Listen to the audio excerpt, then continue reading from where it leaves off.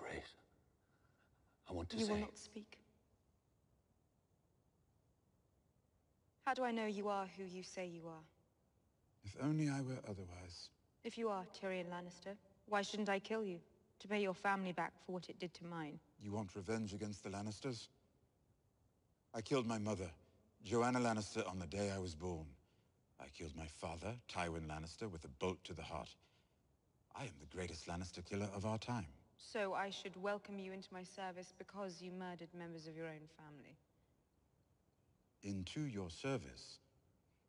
Your Grace, we have only just met. It's too soon to know if you deserve my service. If you'd rather return to the fighting pits, just say the word. When I was a young man, I heard a story about a baby born during the worst storm in living memory.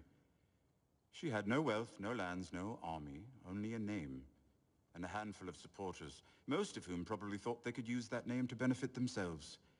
They kept her alive, moving her from place to place, often hours ahead of the men who'd been sent to kill her. She was eventually sold off to some warlord on the edge of the world, and that appeared to be that. And then, a few years later, the most well-informed person I knew told me that this girl, without wealth, lands, or armies, had somehow acquired all three in a very short span of time, along with 3 dragons. He thought she was our best, last chance to build a better world.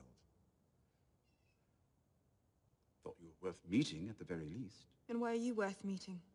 Why should I spend my time listening to you? Because you cannot build a better world on your own.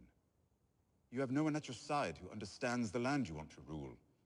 The strengths and weaknesses of the houses that will either join or oppose you. I will have a very large army. And very large dragons. Killing and politics aren't always the same thing.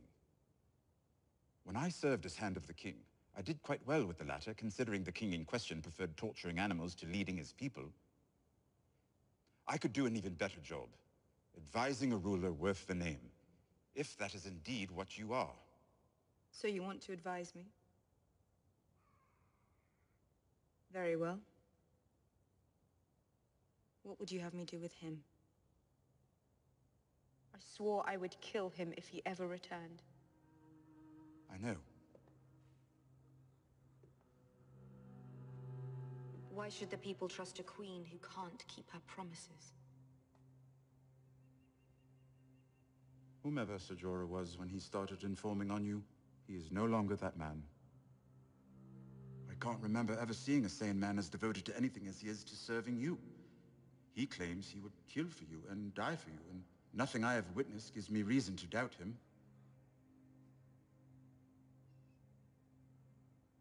And yet he did betray you.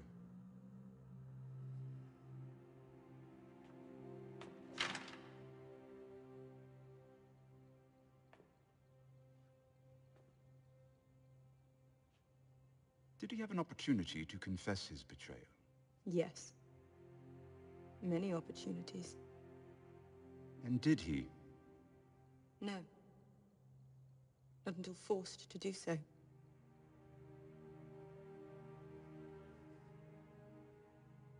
He worships you. He is in love with you, I think. But he did not trust you with the truth. An unpleasant truth, to be sure, but one of great significance to you. Did not trust that you would be wise enough to forgive him. So I should kill him. A ruler who kills those devoted to her is not a ruler who inspires devotion. And you're going to need to inspire devotion, a lot of it, if you're ever going to rule across the narrow sea.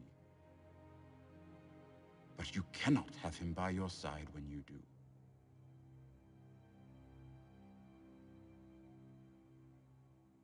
Remove Ser Jorah from the city.